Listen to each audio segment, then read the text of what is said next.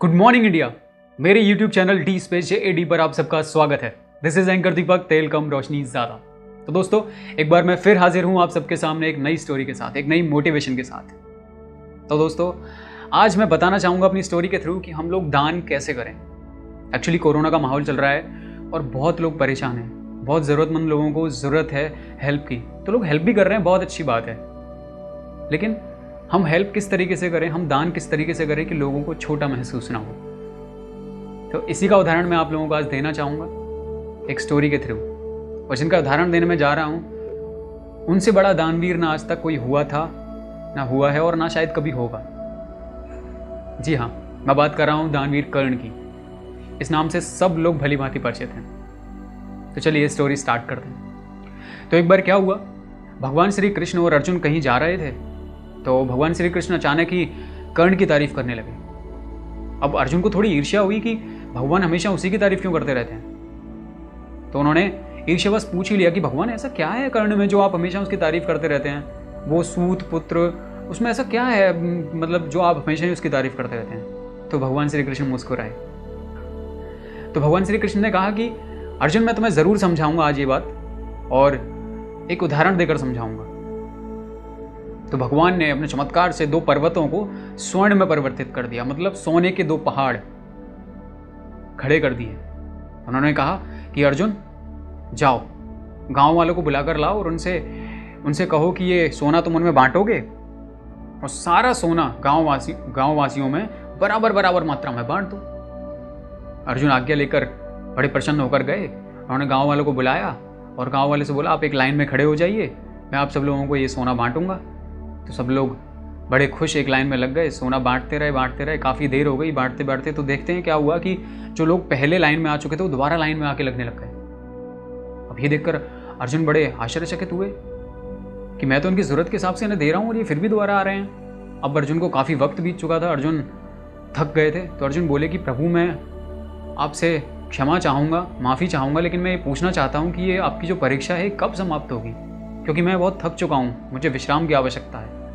भगवान श्री कृष्ण मुस्कुराए दोबारा। उन्होंने बोला कि अर्जुन, अब मैं कर्ण को बुलाता हूँ।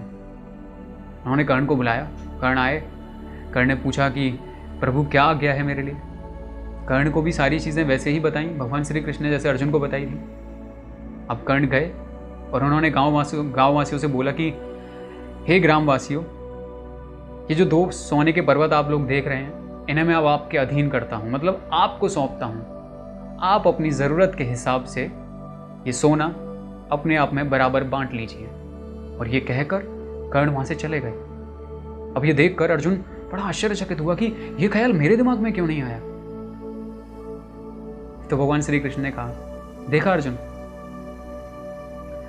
कर्ण तो यहाँ पर आए और सारा सोना बांट भी गए और वो चले भी गए, वो खड़े भी नहीं रहे, क्योंकि उन्हें बिलीव था अपने कर्म में, उन्हें फल में बिलीव नहीं था। उन्हें फल की कोई इच्छा नहीं थी, उन्हें तो बस अपना कर्म करने से मतलब था।